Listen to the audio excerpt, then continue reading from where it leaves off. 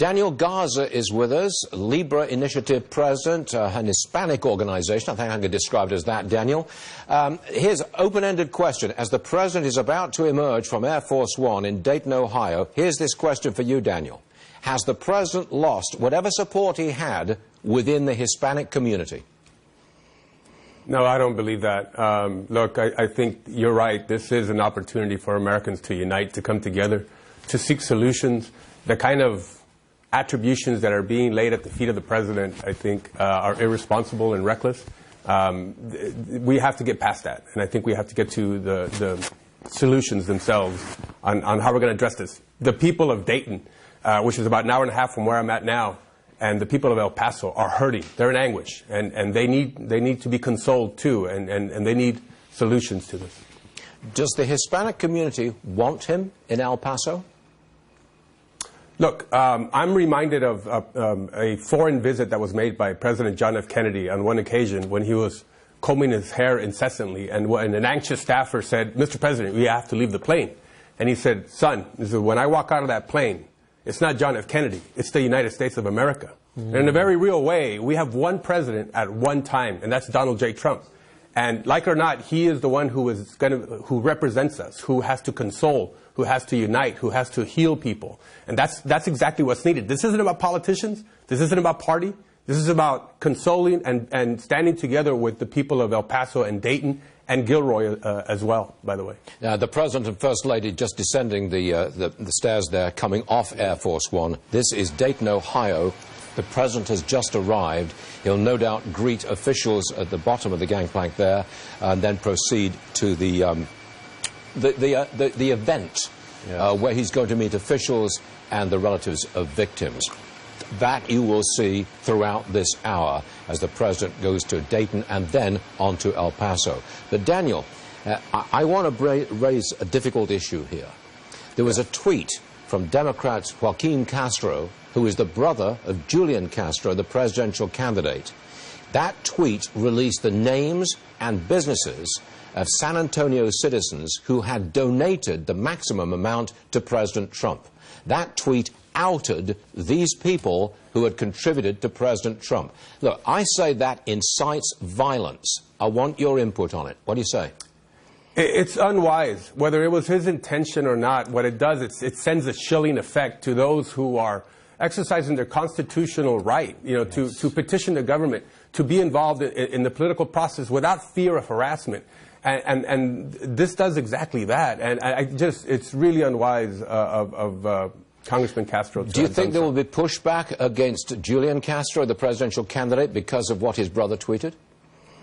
My sense is that he's feeling the blowback, and I don't think he'll do it again. And I think it sends, also a message to the rest of folks in Congress that, look, to weaponize, contributions by people to, candidates who they favor is irresponsible, and I think is un-American. Now, I'm pretty sure that the English-speaking press, when they treat this visit tonight, will treat it with hostility. I think they'll go straight to the protesters and those people who don't want the President in El Paso. But what about the Spanish-speaking press? What's their reaction to the President in El Paso? Well, look, Mr. Varney, you have to know that the Spanish-language media has been center-left, and they have never been friendly to the President. So you kind of know what to expect already, that it will be slanted against the President. They do bring on some guests, who will speak, favorably of the President, but, 3-to-1 that it's going to be slanted against the President. Do Hispanic people, Spanish-speaking people in the United States, do they have conservative values? And by that I mean family values. Are they centered on the family? Are they centered on working for a living, saving, buying a house and climbing the food chain? Are they conservative-oriented? By all means. Look, we believe that family is the keystone to society. And yes, we believe in lessening the burden of taxes on all American families, lessening the burden of regulations, to increase energy production, because a country with energy is a country with a future. That we have jurists who are going to honor original intent, that we're going to give school choice to parents. These are all things that I think Latinos embrace, millions of Latinos across the country. And they've responded to this administration when they advance those kind of policies. But I would say that I think, both sides, I agree with a lot of other folks who are saying, do need to temper the rhetoric and get beyond, I think, any accusations or attributions that are ill-intended for political gain and get to the solution. As an Hispanic American, you are the son of Mexican immigrants, born and raised in California. You are a Hispanic American. How do you feel, on a personal basis now, not a political basis, but on a personal basis, how do you feel in the aftermath of the El Paso shootings where many Hispanics were indeed targeted and killed? Look, it angers you when you hear that the intent of the perpetrator here, this guy acting out his evil intent, was directed at the Latino community. Of course it angers you, and this speaks to the psychosis of the person, and the mental issue that needs to be addressed. I think there is racism in America. There are people who are filled with hate. And it needs to be addressed, and I think it needs to be discussed, but it needs to be discussed responsibly, and we need to offer up solutions as well instead of just finger-pointing and making accusations.